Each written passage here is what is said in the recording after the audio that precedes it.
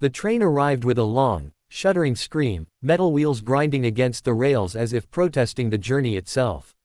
It slowed, lurched once, and finally stopped in a clearing surrounded by dark, watchful trees.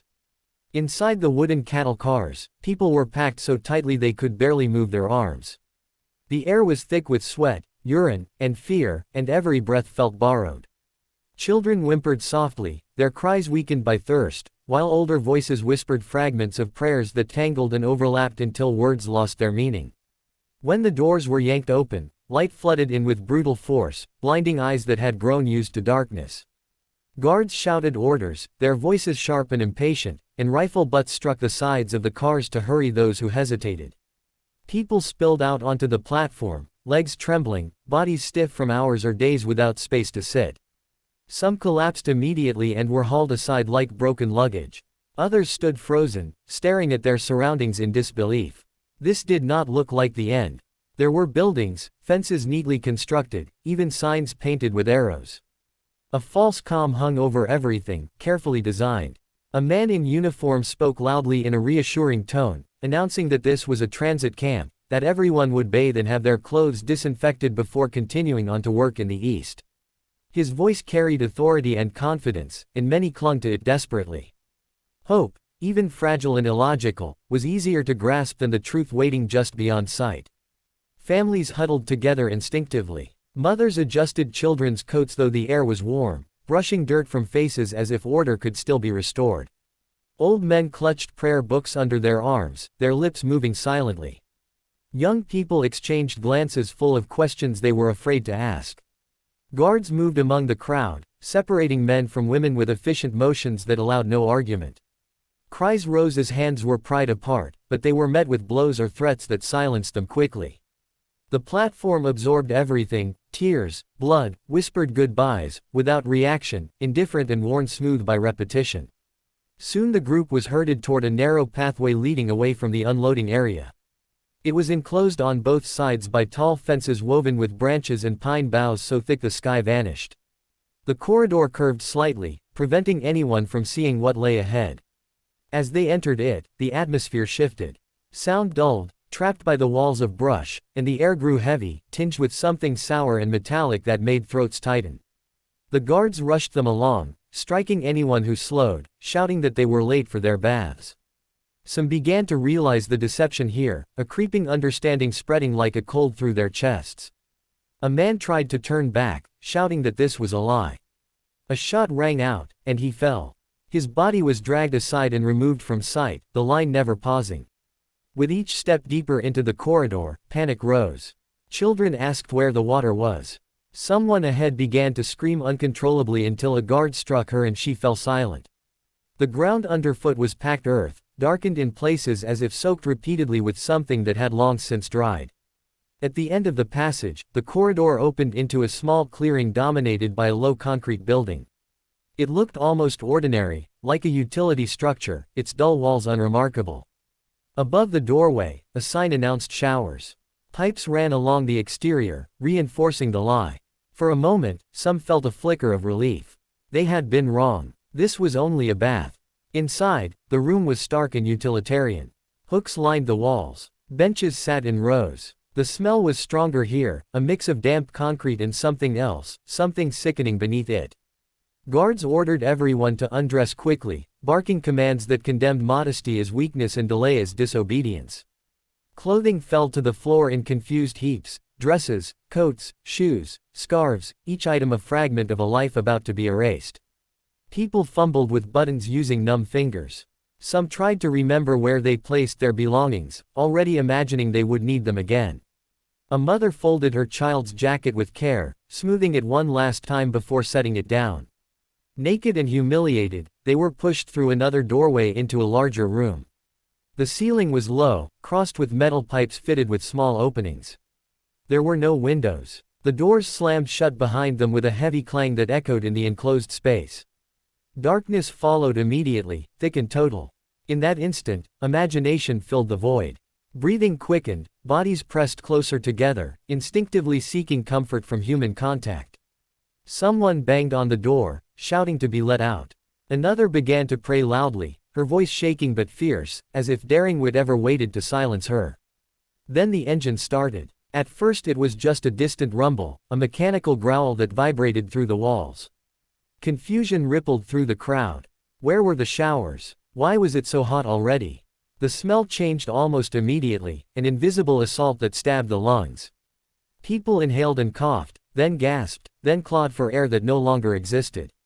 Panic exploded. The room filled with screams, cries for children, promises to God, curses hurled into the dark. Bodies surged toward the walls, toward the ceiling, toward anywhere they believed might hold oxygen. People tripped and fell, pressed under the weight of others who didn't realize the fallen were still alive. Breaths turned ragged and shallow. The gas burned, inducing dizziness and despair all at once. Some tried to shield children with their bodies, lifting them up in a futile attempt to save them from what they couldn't even see. Others beat their fists bloody against concrete, leaving dark smears that meant nothing in the darkness. Time stretched and collapsed. Seconds felt like hours. The engine droned steadily, indifferent to the chaos it created. One by one, lungs failed. Screams weakened into hoarse gasps, then fell silent entirely. Eventually, there was only soundless motion, bodies trembling, then stilling, collapsing into a terrible quiet.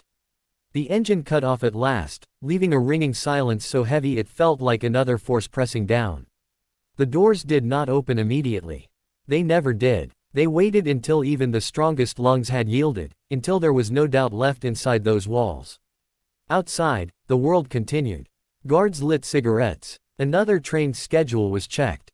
Treblinka did not pause to mourn. It was built to ensure that the process inside those concrete rooms ran without interruption, that death arrived swiftly, efficiently, and without witnesses who could survive long enough to protest it. When the doors finally opened, the silence inside the chamber was not peaceful. It was heavy, swollen with the aftermath of violence that had left no visible wounds yet destroyed everything beneath the skin. The first men to enter were not guards but prisoners, their faces gaunt, their movements mechanical. They were Jewish detainees forced into the Sonderkommando, condemned to work within the heart of the killing process. Each step they took carried the knowledge that this labor only delayed their own deaths. They did not speak unless absolutely necessary. Words had become dangerous, fragile things that could shatter what little remained of their sanity. The smell hit them immediately, a sour, choking stench that clung to hair and skin no matter how often they washed. They tied rags soaked in disinfectant around their mouths, but it hardly helped. Their eyes adjusted slowly to the dim interior, revealing bodies piled against the door, others slumped along the walls, still tangled together as they had fought for air. Faces were contorted, mouths open mid-gasp, eyes wide and glassy. Some were standing, frozen in place, held upright only by the pressure of bodies around them. The men avoided looking too closely, yet recognition was unavoidable. A familiar jacket, a hairstyle, the curve of a cheekbone, all reminders that these were not anonymous forms but people who had arrived alive only hours earlier. They began their work quickly. Speed was demanded, and speed was a mercy of sorts. Delaying meant feeling too much. They pulled bodies free, gently when possible, roughly when necessary. Limbs were stiffening already, making movement difficult. Children were passed hand to hand because lifting them from beneath would tear delicate skin. A man muttered a prayer under his breath as he worked, repeating it like a rhythm to drown out his thoughts. Another clenched his jaw until it ached, determined not to cry because tears slowed hands and invited punishment. Outside the chamber, carts waited to receive the dead. Bodies were stacked with grim efficiency, arranged to maximize space, stripped of any remaining valuables as required. Teeth with gold fillings were pried from jaws. Hair was cut. Everything was catalogued, every fragment of a person reduced to material. Guards watched from a distance, bored expressions on their faces, barking orders when they felt the pace slacken. To them, this was maintenance, not murder. The killing had already happened. What followed was cleanup. Once emptied, the chamber itself had to be prepared again. Blood, vomit, and bodily waste coated the floor, smeared into the concrete by countless feet. Prisoners scrubbed until their arms burned, using water that barely masked the odor. They worked knowing the walls would never truly be clean. Nothing could erase what had happened there. Pipes were checked, doors inspected. Everything had to function flawlessly, because efficiency was the camp's true priority. Failure meant delays, and delays meant questions from superiors. Beyond the chambers, Treblinka never slept. Another train could arrive at any hour, and often did. Smoke drifted constantly from the burning pits, darkening the sky and settling over the camp like ash-filled snow. Prisoners learned to recognize its taste in their mouths. They learned where not to step because the ground could collapse into soft, gray remains beneath their feet. The camp was consuming itself, fueled by the steady influx of lives taken and destroyed.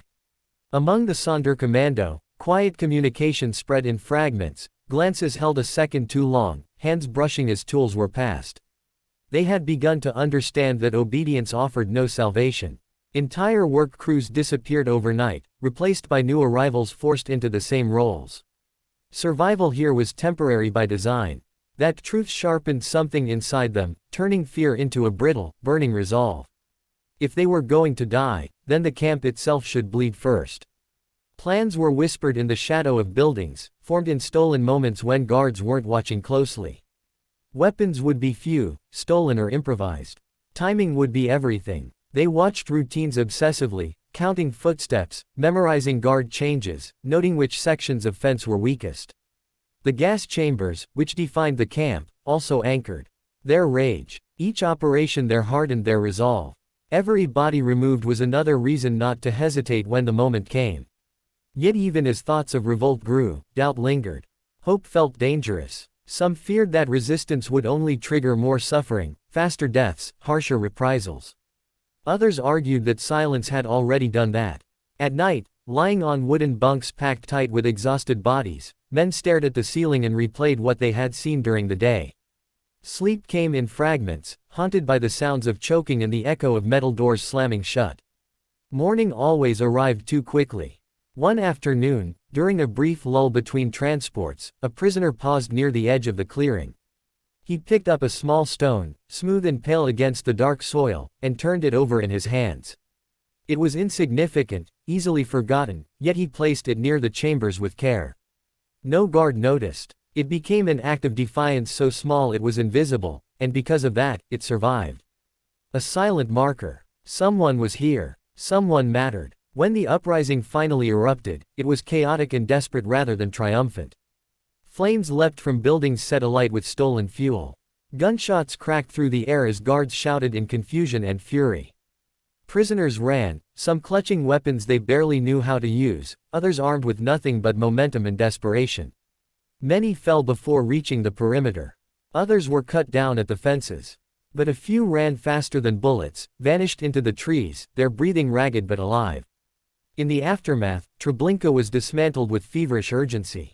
The gas chambers were torn down. Ash pits were filled in. Barracks vanished. Trees were planted. A farmhouse was constructed to disguise the land. The Nazis believed erasure would complete their work, that without structures or witnesses, the crime itself would fade into rumor. Silence, they assumed, would prevail. But silence never fully came. It lived only on the surface. Beneath it remained the weight of what had happened, embedded in the ground, in memory, in the stories carried by those who escaped. Treblinka's gas chambers, though destroyed physically, endured as evidence of a system that transformed murder into routine and deceit into policy. They stood as proof not just of how efficiently humanity could be stripped away, but of how even within a place designed to annihilate every trace of resistance, the will to remember and resist could not be entirely extinguished.